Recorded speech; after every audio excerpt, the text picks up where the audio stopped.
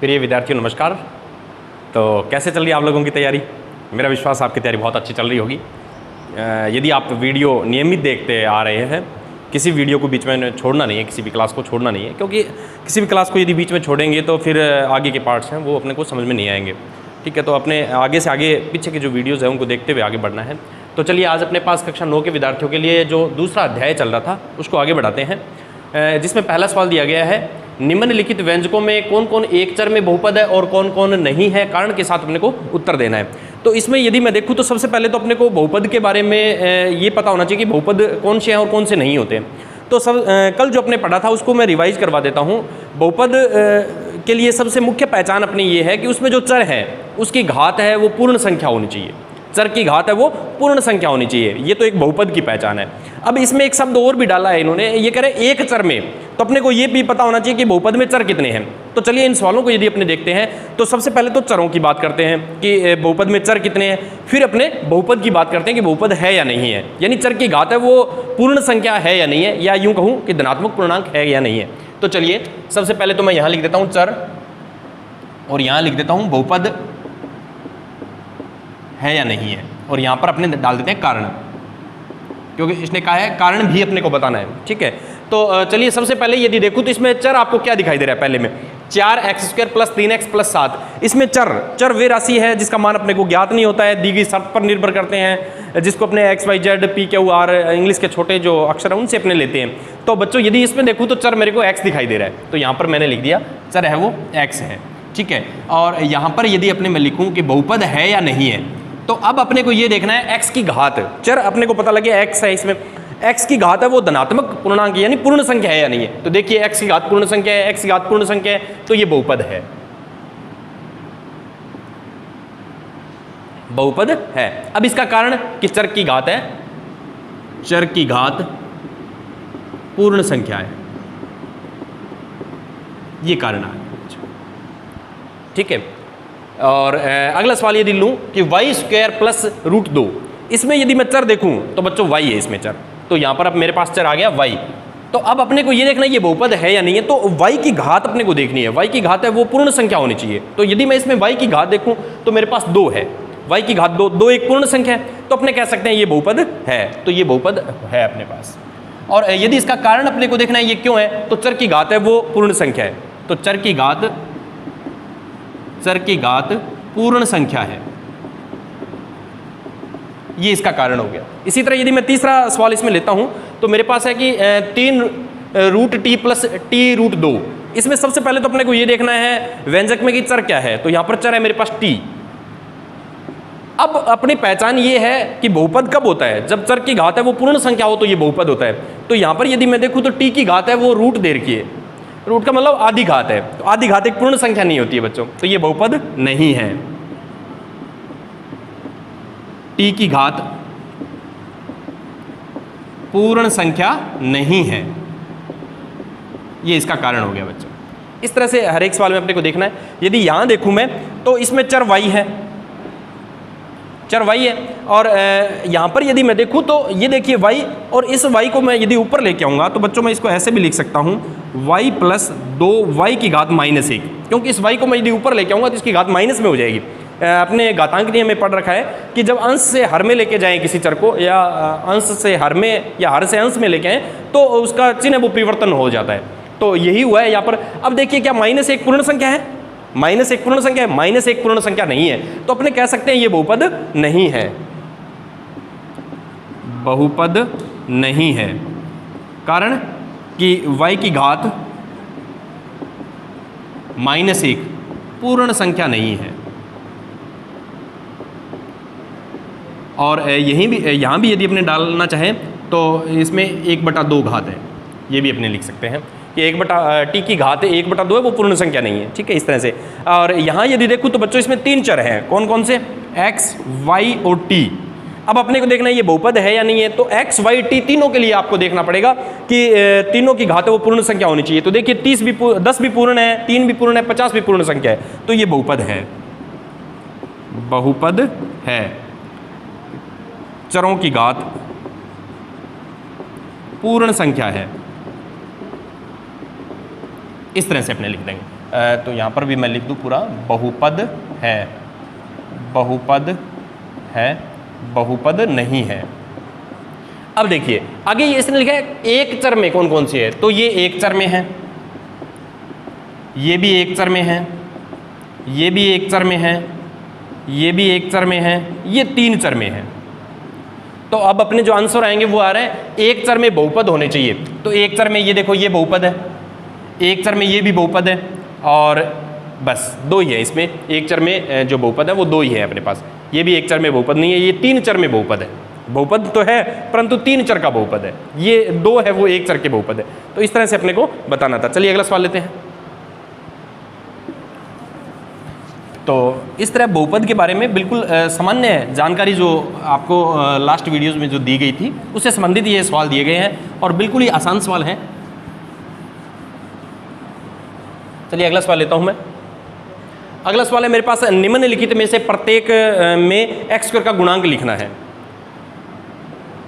निम्नलिखित में से प्रत्येक, जो प्रत्येक में x स्क्वायर का गुणांक लिखना है, प्रत्येक में x स्क्वायर का गुणांक लिखिए।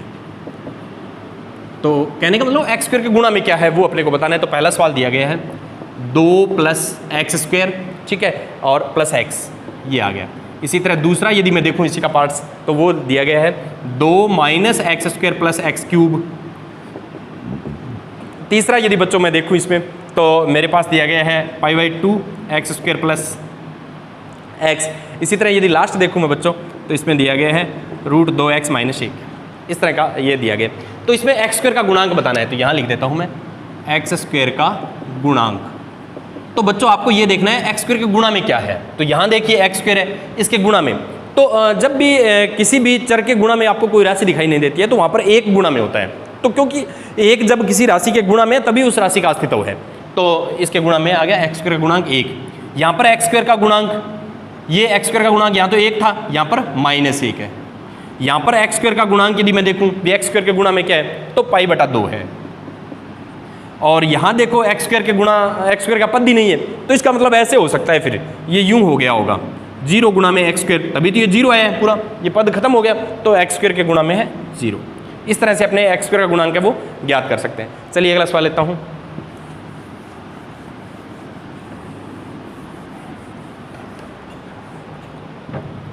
तीसरा सवाल यदि मैं लूँ तो मेरे को दिया गया है कि 35 घात का एक द्विपद, 35 घात का द्विपद तथा 100 घात का एक पदी का एक उदाहरण देना है।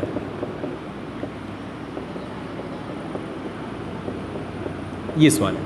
तो 35 घात का एक द्विपद लेना है, तो देखिए 35 घात होनी चाहिए और 2 पद होने चाहिए। तो सबसे पहले तो आप 2 पद पूरे कर लीजिए, बिल्कुल छोटी घात लेते हुए 2 पद है। सपोज कीजिए मैंने ये 2 पद पूरे कर लिए हैं, 2 पद है। अब ये कह रहा है 35 घात का होना चाहिए, तो साधारण सी बात है अपने को इसको 35 घात देनी पड़ेगी। ये 35 घात के 2 पद हो गए। बहुत से सवाल ऐसे आप ले सकते हैं, बहुत आंसर इसके हो सकते हैं बच्चों।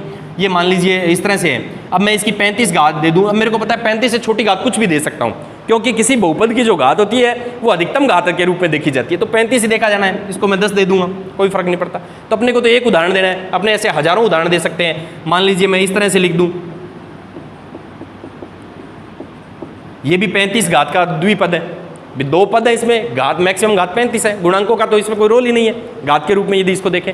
तो इस तरह के यदि मैं चर इसमें बदल दूं तो भी मेरे पास आ जाएगा, ये लो, ये भी 35 घात का एक द्विपद है। तो इस तरह यदि मैं देखूं और इस तरह से t की घात यदि 35 लूं, ये लो, ये भी 35 घात का द्विपद है।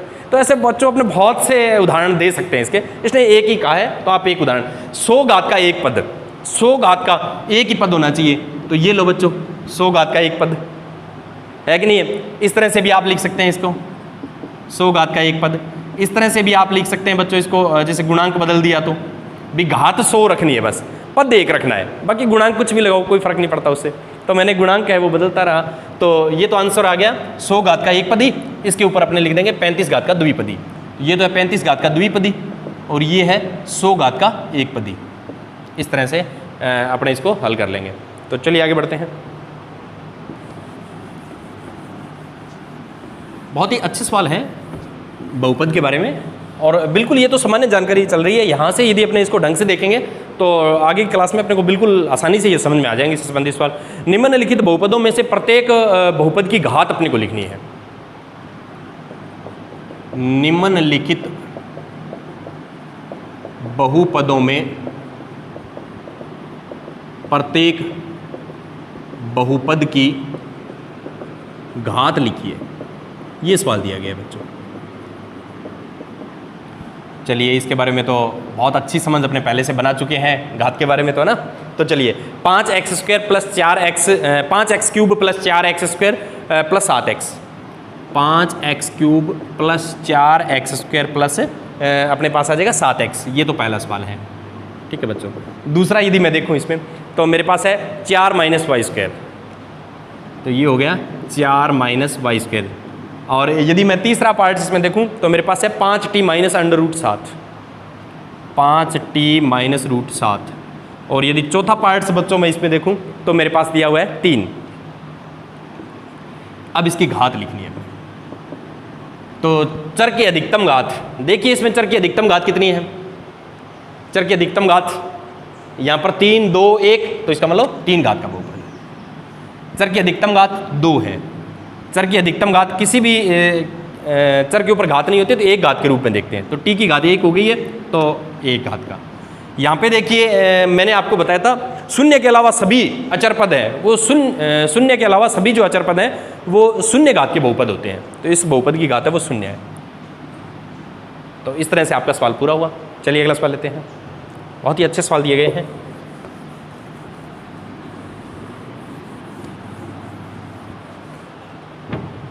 पांचवा सवाल। पांचवें सवाल में यदि मैं देखूं तो बताइए कि निम्नलिखित बहुपदों में कौन कौन से बहुपद है वो रेखिक हैं, कौन कौन से द्विघाती हैं, कौन कौन से त्रिघाती है। तो बताइए कि निम्नलिखित बहुपदों में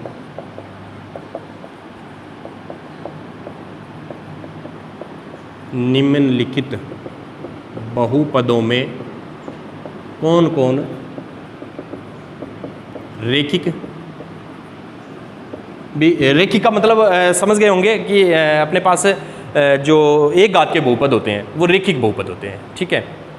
कौन कौन रेखिक हैं, कौन कौन द्विघाती,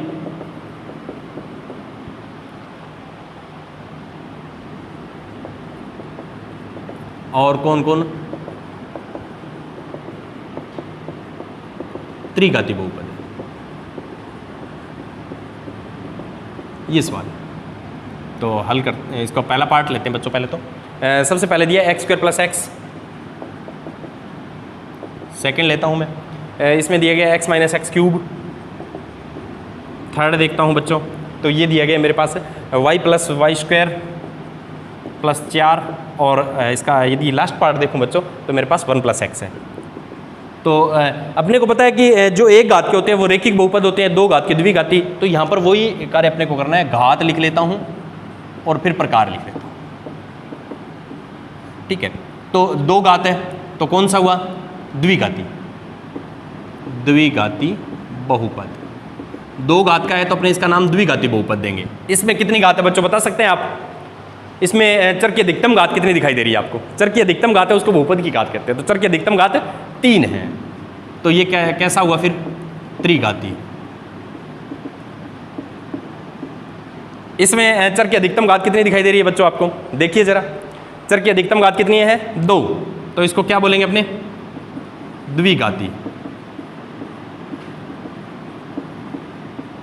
और यहाँ पर चर की अधिकतम घात 1 है, क्योंकि मैंने आपको बताया था चर की जब घात नहीं लगी होती है तो एक घात उसकी मानते हैं, क्योंकि एक घात है तभी तो है वो, यदि शून्य घात होती तो फिर उसका मान 1 हो जाता वहाँ पर। तो इसकी एक घात है, तो ये एक घात के जो बहुपद है ना उसको अपने रेखिक बहुपद कहते हैं। एक घात के जो बहुपद है उनको रेखिक बहुपद कहेंगे। तो ये हो गया रेखिक बहुपद। तो इस तरह से बच्चों ये जो प्रकार दिए गए हैं वो मैंने आपको कल बताए थे, पदों के आधार पर होते हैं और घात के आधार पर होते हैं। तो घात के आधार पर इन्होंने पूछे हैं। तो इस तरह से आज अपना ये 2.1 जो अध्याय है वो पूरा हुआ। मेरा विश्वास आपको समझ में आया होगा। तो इसको अच्छी तरह से अपने नोटबुक में तैयार कीजिएगा। एक अच्छा नोट्स अपने को तैयार करना है ताकि परीक्षा में अपने काम ले सकें। मिलेंगे अगले वीडियो में, तब तक के लिए धन्यवाद।